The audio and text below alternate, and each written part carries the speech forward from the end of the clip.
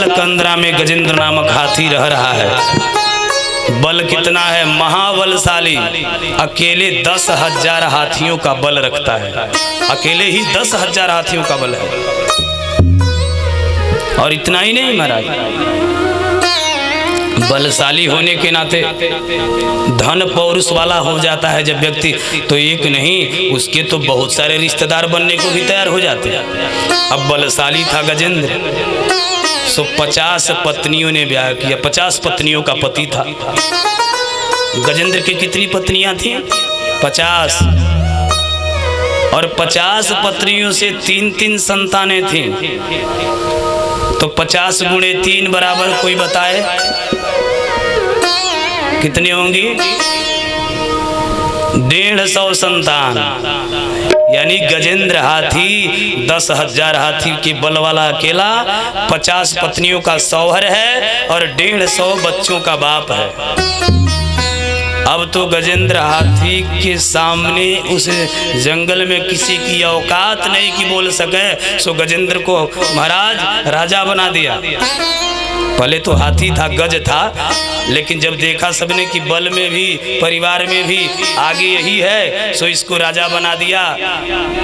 सो यह गजेंद्र हो गया, गज से गजेंद्र हो गया। अब जब गजेंद्र बना तो देखिए, जब हमारे पास बल हो जाता है, मानव जाति को यही 4 कारण हैं विनाश के जो गजेंद्र के मन में आया है। गजेंद्र के पास बल है, जवान है, सुंदर है। सुंदर नहीं होता तो 50 पत्नियां ब्याह कर लेते क्या? सुंदर है भैया, ये प्रमाण है कि गजेंद्र सुंदर है। तो आज के जमाने में भी लोग यही 3-4 चीजों से बिगड़ जाते हैं। कहा गया है रूप यौवन संपत्ति प्रभु उत्तम विवेकता एकैकमक्षयं पुंसां किम यत्र चतुष्टयम्। जब एक के ही भीतर 4 चीजों का समावेश हो जाता है, यानी रूपवान होना, संपत्तिवान बलवान होना, जवान होना, और क्या? रूप यौवन संपत्ति प्रभुता, कोई बहुत बड़ा पद मिल जाना, कोई बहुत बड़ा पद मिल जाना तो राजा बना है। तो 4 रूपवान होना, बलवान, संपत्तिवान होना, और उसके बाद कहा कौन? रूप यौवन संपत्ति, जवान होना, और चौथा कह दिया कि कोई बड़ा पद मिल जाना, और विवेक शून्य होना। विवेक शून्य होना यही मानव को जड़ से उखाड़ फेंकने की सबसे बड़ी दवा है भैया। उसको विनाश के कगार पर पहुंचा देती है। अगर विवेक नहीं है, रूपवान है, जवान है, संपत्तिवान बलवान है, और कोई बहुत बड़ा पद पा गया है, विवेक शून्य है, तो उसका विनाश भी सुनिश्चित है। अगर कदापि वह जवान है, संपत्तिवान है, बलवान है, प्रभुता पाया हुआ और विवेक है, सत्संगी है, संतों का सिर पे हाथ है, तो उसके कोई बाल भी बांका नहीं कर सकते, क्योंकि संत के शरण में आने से ही भगवंत मिल जाते हैं। और जब भगवंत मिलते हैं तो जा पर कृपा राम के होई, ता पर कृपा करे सबको। गजेंद्र के पास बल है, रूप है, जवान है, संपत्तिवान धनवान है, बलवान है, और बढ़िया पद भी मिला है।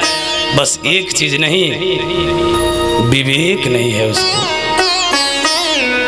सो अभिमान में गजेंद्र चला है। एक दिन की बात, गजेंद्र नामक हाथी अपने परिवार को लेकर के बाहर दिग दिगांतर में भ्रमण करने के लिए निकला। कोई अगल बगल वाला आजू बाजू वाला झगड़ा भी नहीं करता महाराज, बड़ा लंबा परिवारी है, को लड़ेगा इससे? अरे हम मारेंगे 2 लाठी है, इसके तो 50 पत्नियां हैं सर। कौन मेहरारू लोग भी नहीं लड़ती हैं। औरत समाज बड़ा झूठा उखाड़ने में आगे हैं। आइए बताती हूँ, हमारे गली में भेंट हो तब सिखाऊंगी, एक को नहीं छोड़ूंगी। तो विवेकी होना बहुत जरूरी है।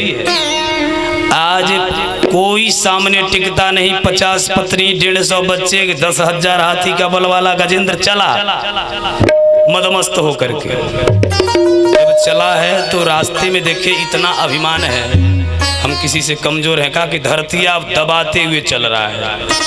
और सारे हिंसक जीव जंतु जंगल में पूंछ दबाए किनारे बैठते हैं कि बाप रे बाप राजा साहब आ रहे हैं गजेंद्र जी।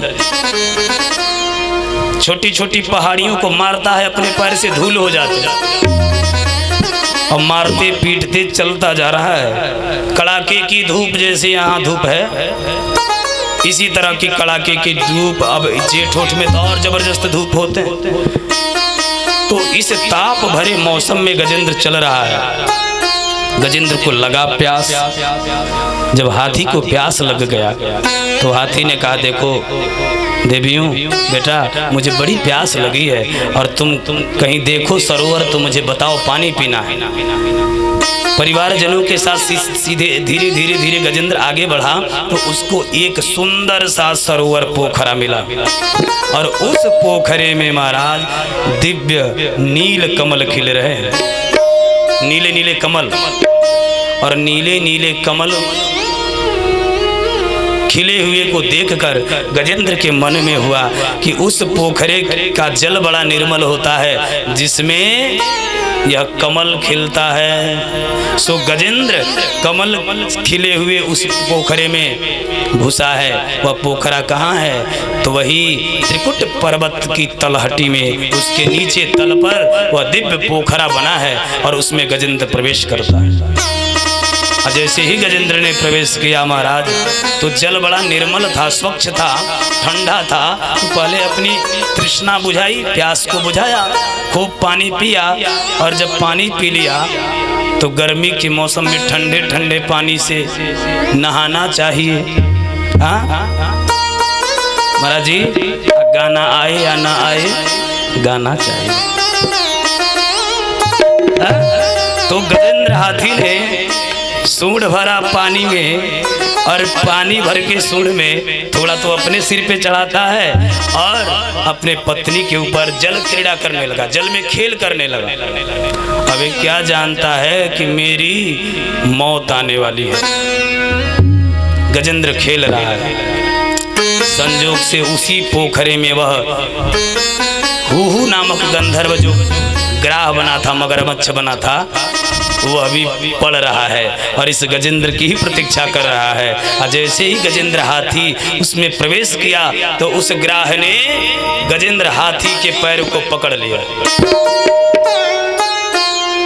अभिमान करना कितना खतरनाक है, देख लीजिए, इस कथा से शिक्षा मिलेगी। गजेंद्र के पास 10,000 हाथी का बल है। अब ये महाबलशाली होने के नाते घमंड में सोचता है, ओहो देखो तो कोई छोटा मोटा जीव जंतु मेरे पांव को पकड़ लिया। उसको नहीं समझ में कि मैं इस जंगल का राजा गजेंद्र हूँ, 10,000 हाथियों का बल अकेला रखता हूँ। अब पता लगेगा कि इसने किसका पांव पकड़ा है। गजेंद्र ने थोड़ा पैर ढीला कर लिया और ग्राह को मिला मौका, सो दबोच लिया। शत्रु को कभी भी मौका नहीं देना चाहिए भैया।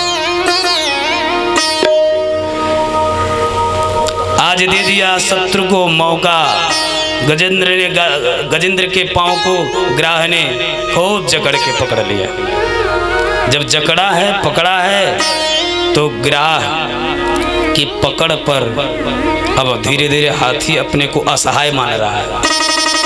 जान लीजिए, हाथी कितना भी बलशाली है तो ये स्थल का जीव है। स्थल मृत्यु लोक पर चलने वाला है, धरती पर चलने वाला है। और ग्राह मगरमच्छ पानी का हवाई जहाज माना जाता है। पानी में उसके जैसा बलशाली जीव कोई नहीं होता। तो जब ग्राह ने, मगरमच्छ ने हाथी को पकड़ लिया तो धीरे धीरे अब खून का शोषण करने लगा।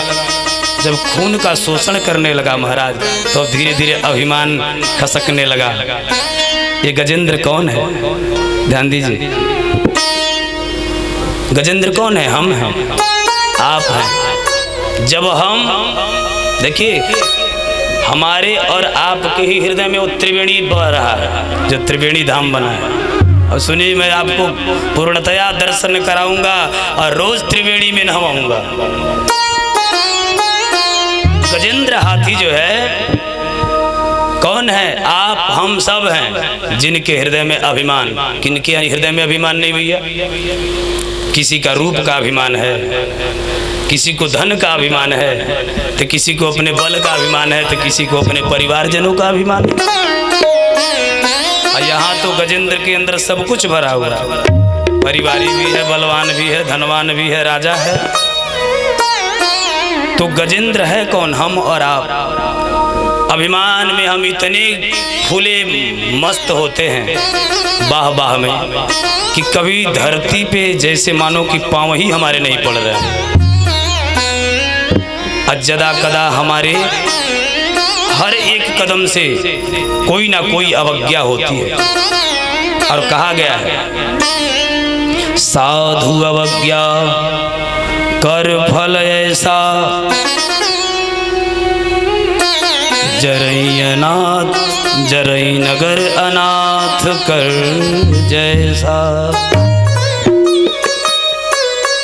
और जब हम अभिमानी बन जाते हैं तो अपने से श्रेष्ठ जनों का हमसे क्षण प्रतिक्षण अपमान ही होता है, अवज्ञा ही होता है। क्योंकि हमारे अभिमान के आगे कौन हमसे श्रेष्ठ है, कौन हमें सीख अच्छा दे रहा है, इसकी कोई ज्ञान होती नहीं। और हम तिल तिल पल पल क्षण क्षण कोई ना कोई गलती करते ही रहते हैं। और इस गलती के प्रारूप से होता क्या है, हमारी बनाई गई वह शतरंज की चालें हमारे लिए ही काल बन जाती हैं। आज गजेंद्र हाथी को भी यही हुआ। गजेंद्र हाथी जो है महाराज, अपने ही अभिमान में दे दिया मौका कि चलो आओ, और जैसे तुम मेरे पैरों को पकड़ो